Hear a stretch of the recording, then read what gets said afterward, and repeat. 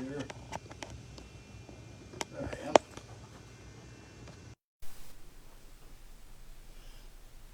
We got to do the obligatory sound check. Okay. Trying to get consistent. Yeah, we haven't had a issue in. Wouldn't we say that? Yeah, don't say that too loud. So, welcome everybody. It's Tuesday, 350, so that means it's the T350 show. I just rolled in from Sandusky about an hour ago, which is about an hour and a half west of us. Hi, Jim. And crappy weather. It rained all the way there. Just, yeah. And then it rained most of the way back. I hate driving in the rain. I wish you were at work. Yeah. Rain makes me want to take a nap. So, yeah, I went to, the sales guys are still over there doing their thing. In fact, the show ends in about a half an hour, so they're probably getting ready to wrap up. It's the Ohio Tactical Officers Association show. They do a whole week-long thing. Yesterday was seminars and speeches and different verbal training, and then today was the vendor show, which we were part of. We had a booth set up, and then they're going to have a live fire event tonight at 4:30 at the local range there, and then they'll do more some actual hands-on training tomorrow, live fire type of training scenarios and that kind of stuff. It's a whole week-long thing for them, and we had officers from all over the country there. Puerto Rico even. There was some people there from Puerto Rico, a lot of Michigan, Pennsylvania, Ohio, Kentucky, Indiana, kind of central to the hub right there. The different zones of the country all have Tactical Officer Association shows. Michigan has one, but, and they all, it's, you don't get a lot of people coming from Colorado or Wyoming because they have their shows out that way that they do. And but it was kind of centrally located, mostly Midwestern states, obviously very heavy in Ohio. We talked to a bunch of guys, a bunch of people stopped and laughed at our t-shirts, some of our t-shirts, and the Tactical Girth t-shirt is always a big hit. I have mine on. And it's funny, I noticed when I was growing up as a kid, police officers were very clean shaven, and now apparently they're allowed to have beards. In uniform, right, deputy sheriffs with full beards. Wow. Yeah, I was like, wow, that is something new. I remember, I don't think police officers when we were young were allowed to have facial hair. I thought it was like against the rules. Maybe a mustache, yeah. But no, these guys had a goatee like me or a full beard. And I guess, some of them said, they were part of special task force and, different things and undercover guys or whatever. You expect that. But, I saw flat out, straight up, in sheriff's uniforms, guys with beards. And I was like, wow, that's different. Just not what I'm used to seeing. Yeah. Yeah, a lot of guys come out, and even, a lot of the tactical operators in the military sport beards. We weren't allowed to have beards in the military just because of gas masks, right? If you got to put on a gas mask isn't going to seal if you got facial hair. And, you had to have your mustache had to be inside of your lip, and you couldn't come down below the crease of your lip and the whole 9 yards. But I guess it's a different world. Yeah. There was a lot of vendors there. Oh, geez, I took about a 20-minute lap, half-hour lap, and everything from boots, clothing, uniforms, tactical gear, backpacks, body armor, very heavy, kind of in that zone. A lot of stuff like that was there. Night optics were pretty heavy. There was a few AR manufacturers there. Not a lot of parts manufacturers. I think we were one of maybe two. But guys that actually manufacture ARs and have law enforcement programs that they sell complete rifles to different law enforcement agencies were there. Um, I stopped at the SIG booth and fondled a bunch of pistols, and stopped at the Glock booth and fondled a bunch of pistols. I'm not a Glock guy. I never have been a Glock guy. I you know, I see guys that know Glocks and they're like, yeah, that's a Glock, blah blah blah, and that's a Glock, blah blah blah, and that's a Glock, and that only comes in this caliber, and that only comes in that caliber, and this was only made for security. And I'm like, they all look the same to me. I can't tell one from the other. There's a whole bunch of them laying out on the table, and they could all be the same model. I wouldn't know the difference. One's a little bigger, one's a little smaller, but they all look the same to me. I can't tell them apart. But guys love their Glocks. Right? Good shooting gun. I have shot them, but just not. I don't even own any. But geez, what else? Oh, they had there was a company there called OSS.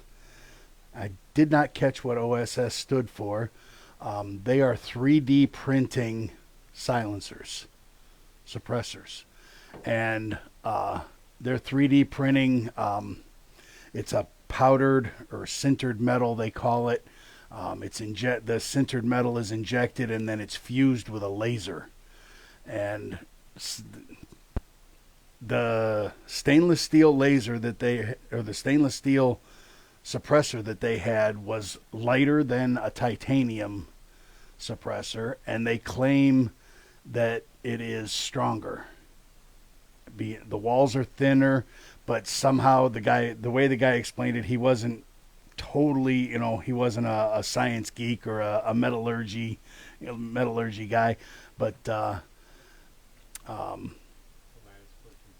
yeah, the molecular structure, the laser somehow bonds the molecular structure of that powdered metal, and it's supposed to be super strong, super tough. And kind of neat. You look at it, and if you've ever looked at 3D printed stuff, plastic, you can kind of see that. A 3D printed item when you see it. It's got those lines, and this looked just like that. It had those lines. You could tell it was 3D printed. And the guy's like, yeah, it's guaranteed for 20,000 rounds. And I'm like, huh, and it's, we have wire EDM machines here that, you set them up, boom, you hit the button and they'll run for 8 hours unattended. And if something goes wrong, they rethread themselves. If they can't rethread themselves, a little beeper goes off, tells you something's wrong. You got to come and take care of something. But I guess that's how these 3D printers run as well. They just set up 6 or 8 of them and boom, boom, boom, and they start them up, and you come back 6 or 8 hours later and you've got 6 or 8 suppressors. It takes a long time to run one, but when they've got 6 or 8 of them going at a time, it's and they're unmanned. So pretty neat little thing. I guess in 20 or 30 years, when we're no longer machining, that'll be the way of the world, right? Everything will be 3D printed. There won't be no more cutting metal. They'll be just forming it. But Thunder does that. Thunder at camp. There's a guy at camp. We call him Thunder. His nickname's Thunder because he likes his heavy metal music, and the song AC/DC Thunder. And he gets up and he starts thunder, thunder. So his nickname is Thunder. So yeah, and I know he does something with 3D machining and multi-axis machining centers, and he's talked about it before. But got to scroll down here, make sure I'm not missing any comments. My venison won't be. No, you can't 3D print meat.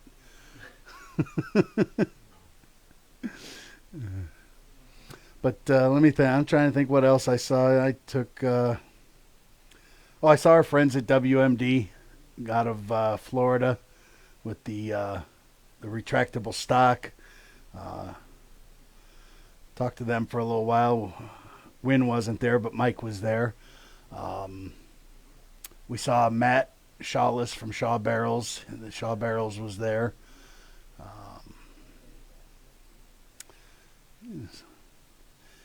The the guys next to us. If you get a chance, it's called Quick Light, and that's their website, quicklight.com. A really neat lighting system, and it's geared towards police officers, obviously. I'm stuck here a little bit. It's the pack is it's like where their camera goes. The battery pack goes part of their camera, and then they have different lights in different places and different colored lights, so they can turn on a red light for a tactical situation if they don't want white light streaming out.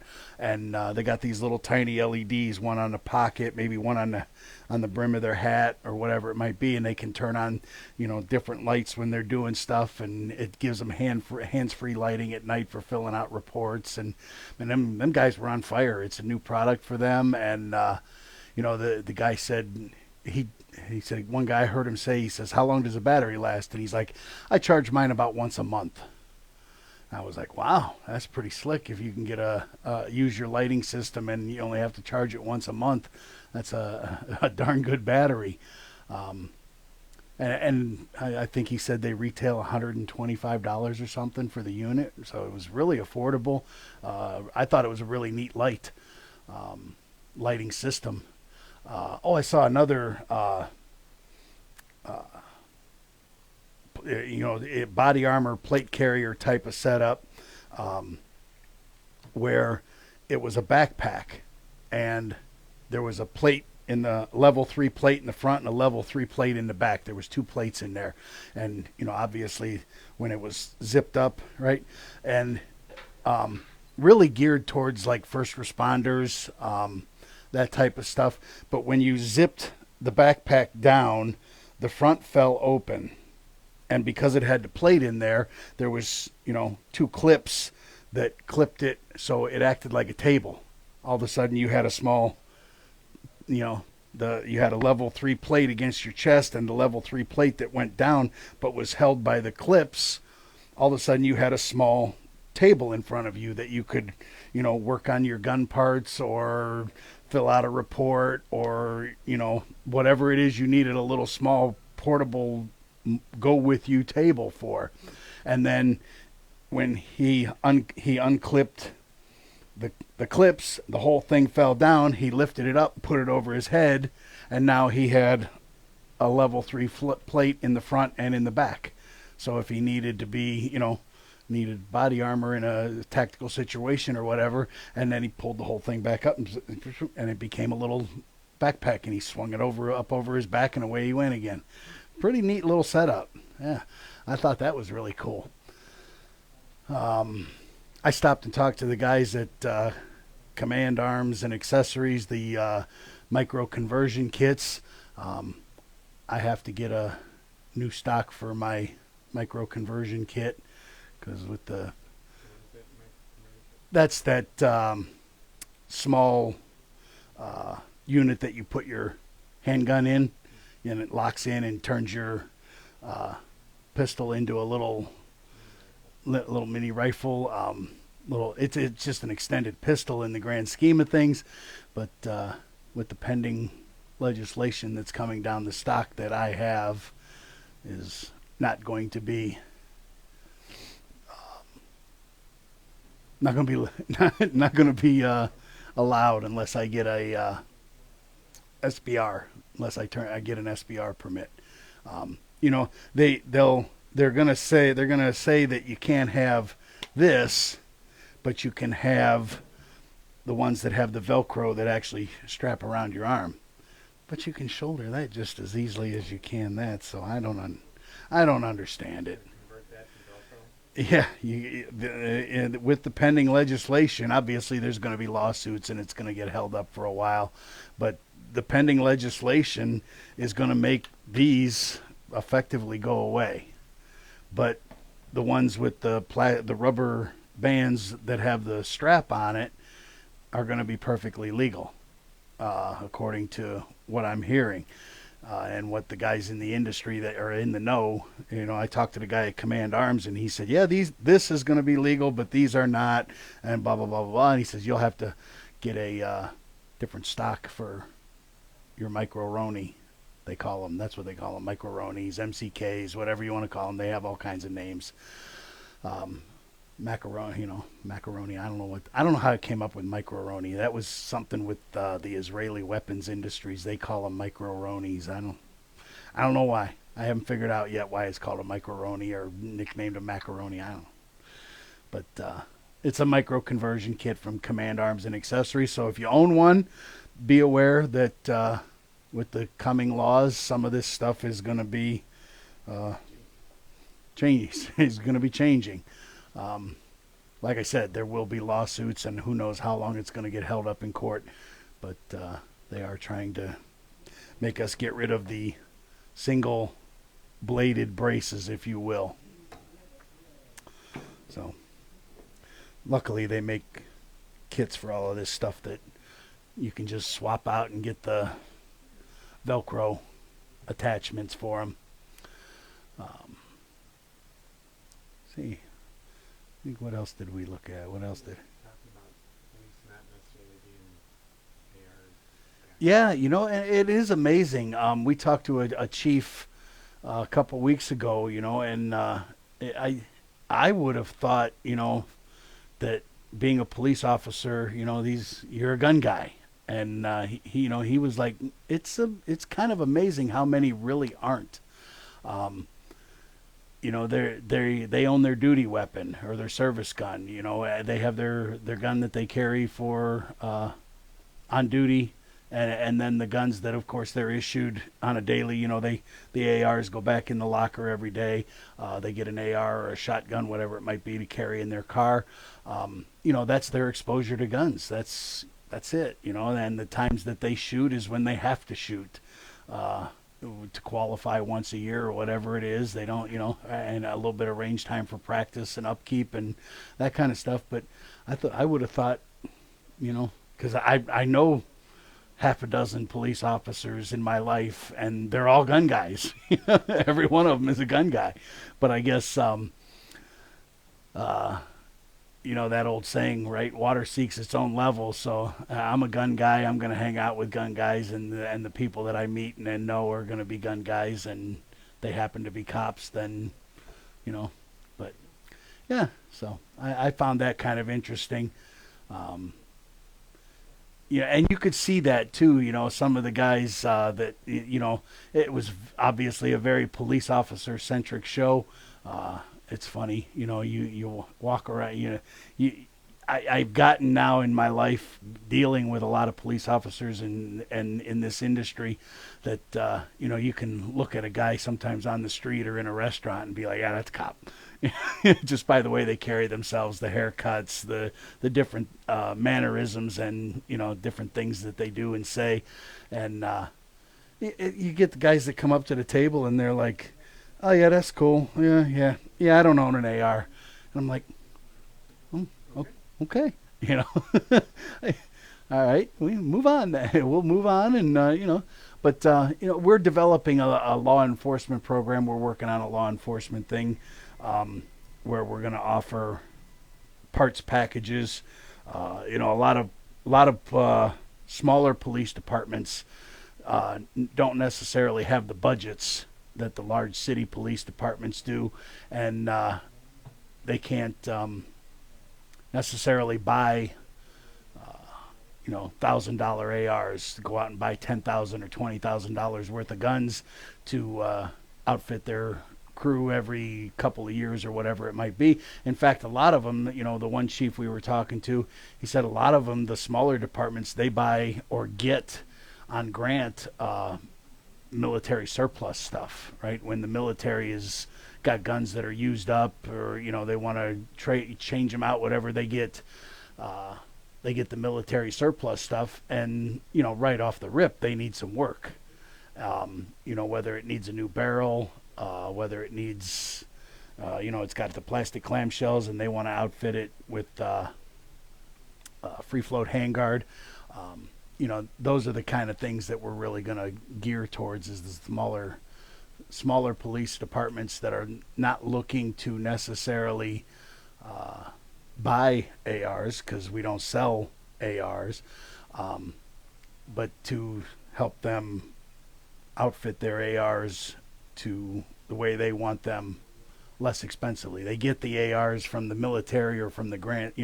That military surplus stuff is usually free for the police departments. They get it. They get a grant or whatever. It says here's 10 ARs, military surplus, and then they do whatever they want to do with them. And that's kind of I think the mode that we're gonna try to slide in with our law enforcement program. Made of armor, right? Right. And they have an armor that does that kind of work. And he, in fact, the chief said that even some of the smaller ones, so they don't even necessarily carry an armor, or they send all their stuff down to the local gun shop. Here's the guns, here's the parts, and it's a couple $100 a gun or whatever. The guy outfits them for him, however it might be. Yeah, now we just leave everything behind. Yeah, Afghanistan, we leave 30,000 guns behind and just walk away. Don't get me started. Don't get me started. No news on my suppressor. I was just thinking about that today as I was walking around looking at we're 14 months. I'm like, I'm going to have to make another phone call to the ATF, and I know they probably, oh yeah, this guy again, and then back to the back of the pack. They just want you to do it online. Yeah. Yeah, I'm just. Yeah, I've my father-in-law was a deputy sheriff at Portage County for years, and he retired, and they got an allowance towards buying. They could buy just standard AR. He couldn't buy anything fancy or tricked out or anything like that. In fact, he bought the Colt 6920, and then he actually had me put a free float handguard on it. They were allowed to do that kind of stuff, but with his allowance, he bought a 6920 and had me do a little bit of work to it for him. Yeah, I know we talked about that, James, about with the new electronic submissions, people are getting okayed in a month or two, and us that have been waiting 14 months are getting nothing, and it just that boils my, I've been waiting 14 months. I should get first, right? I should be first in, first out. But no, now they're taking these guys that are submitting electronically, and they're doing all those, and another reason for me to not get started, agitated, and dealing with government bureaucracy. But yeah, I'll probably have to make a phone call again here in a week or two and see. I figure maybe the squeaky wheel gets the grease. I don't know if the squeaky wheel gets the grease or if he gets pushed to the back of the line. Yeah, right. They took half the force that was working on paperwork, and now they're working on electronic stuff, and the electronic stuff is getting done much faster than the paperwork, because now there's only half the people to do the paperwork. So everything's going electronic. So I know that'll eventually filter itself out, and you won't submit paperwork anymore. It'll all be done electronically, especially with these kiosks.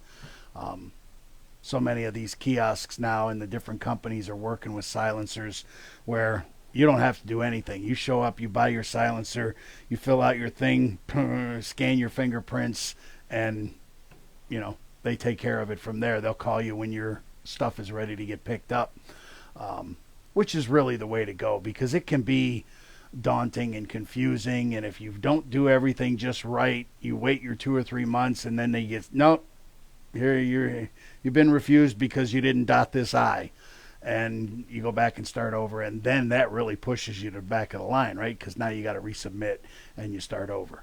So, I highly recommend if you're going to do it using one of those kiosk services at your local gun store to buy a silencer and let them take care of all of it because they make sure it's all done right. They do it daily. They know exactly what needs to be done and doesn't need to be done. Uh, yeah, I know you said you've been waiting to find out too. You've been waiting a long time. Uh, we'll see. I keep expecting every day. Is today the day? Right. It's today the day. I want to shoot that thing. I want to have some fun with it. Yeah. Um, no, I didn't do the electronic. I did a paper. A year, almost over a year ago, they weren't really doing the electronic thing. You could file electronically then, but it wasn't. It was at a kiosk, but it wasn't. Yeah, I did it at the kiosk. I did go through the kiosk, but then the paperwork was filed. It was printed out and filed manually. I didn't file electronically. Um, I don't. At the time, it wasn't. It was available. You could file electronically, but it didn't. At the time, it wasn't really making any difference. Now they've shifted the focus to the electronic because they want everybody filing electronically because it streamlines everything. And I get it. But then you have this backlog of people who have been waiting a year plus that aren't getting their stuff because they're trying to move to this electronic thing. And I get it. But at the same time, I'm like, I want my stuff. uh, Right. That's exactly what I did, James. I went to the kiosk and it sent everything to Silencer Co. and they printed out the paperwork and then I had to electronically sign it and the gun store had to electronically sign it and then it all got mailed in. And then it was like, I don't know, a week or two later, I got a notification said the check had been cashed and here we are. 13 and a half-ish months later since the check was cashed. So I got to figure it's any time now, right? I'm going to get the call any day. Actually, it's the gun store, Garrett's, they'll get the notification that, it can be released, and then they'll call me and say, hey, come pick up your silencer, because it's sitting in their safe right now. Yeah, no instant gratification dealing with any government bureaucracy. The ATF, the IRS, if they got initials, you ain't having fun with them. So, yeah, we got a little, I got a little off track there, but we got a little law enforcement program thing we're working on. I guess we're kind of calling it the Pro Series. It is going to be exclusive stuff to the law enforcement community. Styles of handguards. It's very utility stuff, nothing fancy, nothing blingy. Police departments don't like bling. They like utility. Something like this is not what you're going to see on a police officer's gun. They like all M-locks, some QD mounts, and, they even like, they don't care so much about the weight. They like the quad rail stuff. They want strong, they want utility, they want functionality. So that's kind of, what we're going for with that look. And, they're not big into muzzle devices or muzzle brakes, flash hiders, and linear comps to push the sound away from them. I know a lot of the police departments, in fact, the chief that we talked to said that a lot of them are going to the linear compensators, this type of thing, and the flash cans here, just for the sound mitigation, because you can't, as a police officer, you can't walk around with earplugs in all the time, and you can't say, oh, hold on, don't shoot anybody, don't rob that bank, let me put my earplugs in, before we get into the shootout. They start popping rounds and they're not wearing hearing protection. So there's been a lot of lawsuits, I guess not really workman's comp lawsuits, for police officers with hearing damage, hearing loss, and more and more of the police departments are going to these sound mitigation devices, if not straight up silencers on their guns.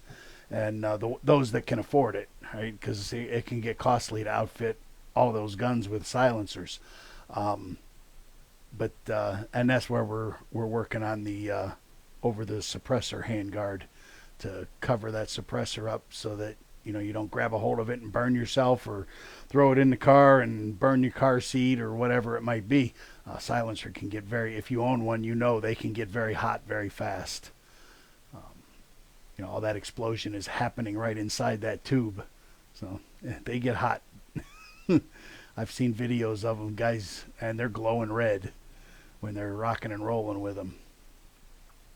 We are gonna have we have some prototypes of an over the suppressor style.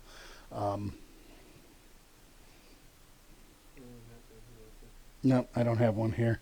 We took one to the show today, but I don't have one in here. But yeah, we're working on an over the suppressor, and I don't know how soon it'll hit for civilian application. We're obviously going to roll it out to the law enforcement stuff first.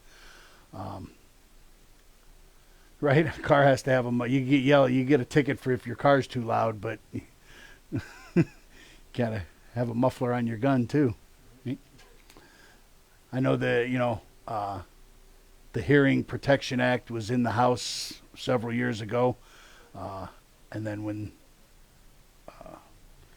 they or Democrats took control of the House, that kind of died. I don't know if that even is still a thing or if it expired or what, but they were going to do away with the tax stamp for a silencer. You could just basically go through a background check like anybody else and get yourself a silencer. But I think that kind of died on the floor there as the other side of the aisle took over control.